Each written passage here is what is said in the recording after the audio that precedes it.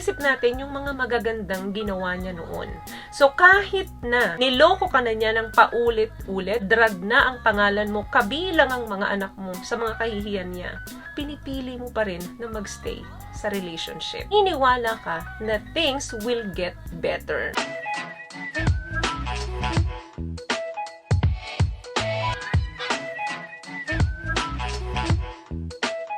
Hi guys! Welcome back to our channel. Kumusta po kayong lahat?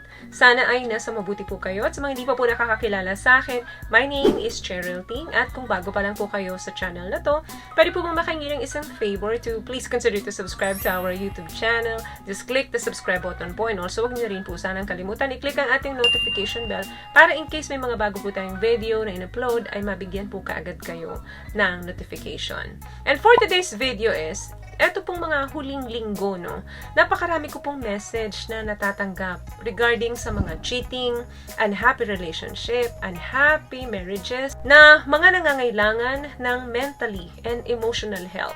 Hindi na masaya, pero nasa relationship pa rin. Wala nang pagmamahalan, pero nasa relationship pa rin. Feeling miserable, feeling ungrateful dahil nga hindi na sila masaya doon sa relasyon nila. May mga dahilan pong nakapaloob dyan. Bakit pinipili natin na magstay pa rin sa marriage or sa relationship kahit na nagiging miserable na yung buhay natin? Number one dyan is money. Yes po, yan po ang pangunahing dahilan kung bakit pinipili natin na magstay pa rin sa pagsasama ang pera. Number one, wala naman sa atin, divorce.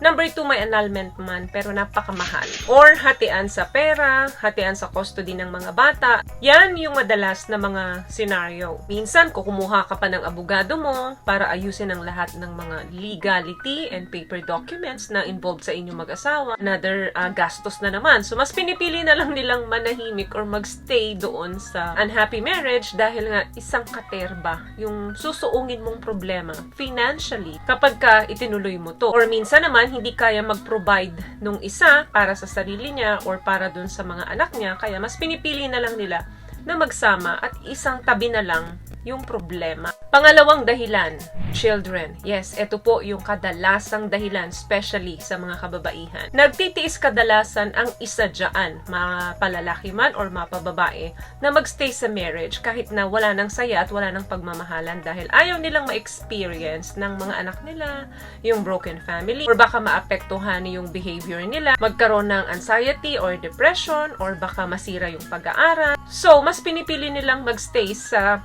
unhappy marriage kasi ayaw nilang maging vulnerable yung mga anak nila. Number 3, takot. Yes, karamihan din involved ito dahil may mga partner po na binabantaan sila minsan, binibigyan ka ng physical violence or emotional abuse, guguluhin kita kapag iniwan mo ko, yung mga bata, etc., etc., idadamay ko yan. So, may mga threat na ginagawa yung isa, kaya yung isa ay napipilitan na magstay sa relasyon. Or minsan naman, natatakot sila doon sa sasabihin ng mga kaibigan or nung family nila kapag nalaman na hiwalay na sila. Pang-apat, bukod sa fear, shame, kahihiyan, kaagad ang iniisip nila. Kung iiwanan nila ang taong ito, pagkatapos niyang maging proud, pagkatapos ng ipagsigawan ang lalaking ito or ang babaeng ito na sa kanya umiikot ang mundo ko, siya lang ang pinakamamahal ko sa lahat. Then at the end of the day, malalaman ng tao na hiwalay kayo. So ang gagawin mo dahil sa kahihiyan, paninindigan mo na magstay sa relationship. Kahit na miserable na yung buhay mo. Natatakot ka at ayaw mong tawagin kanila na failure. Baka kasi maapektuhan ang kumpiyansa sa'yo ng mga taong nakapaligid sa'yo. Last one, ikalima. Ito very common din to, no? Naniniwala ka na things will get better. The reason why, bakit pinipili natin na magstay sa bad relationship? Dahil iniisip natin yung mga magagandang ginawa niya noon.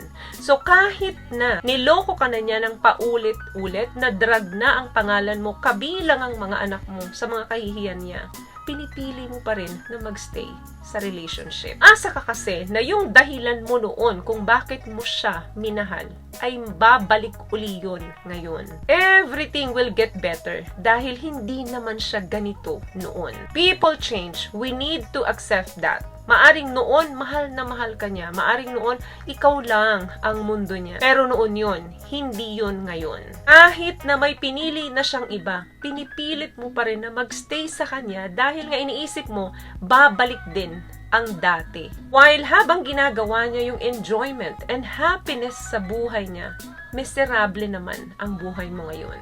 Napakarami pong couple na nagsistay sa marriage nila dahil umaasa sila na things will get better. Then, hindi mo namamalayan, lumipas na pala ang 10 taon, lumipas na pala ang 20 years, wala pa rin nagbago. Ang katotohanan, ikaw lang naman ang umaasa. Siya wala nang pakialam sa hope mo. So the question is, how long are you willing to wait? Maayos pa ba yung pagsasama ninyo? Willing ba kayo pareho na bigyan ng time and effort na maayos uli ang marriage ninyo, ang relationship ninyo? So, yun lamang guys ang video natin for today. I hope nakatulong po ang mga tips na napag-usapan natin dito ngayon. At kung nagustuhan niyo po ang ating video, please give it a thumbs up, comment down below, and also share this video na rin po sa mga kaibigan na sa tingin nyo matutulungan po ng video natin. Once again, palagi po kayong mag-iingat at palagi po kayong manalangin. Thank you guys for watching and see you on my next one. Always love yourself and be a blessing. Bye!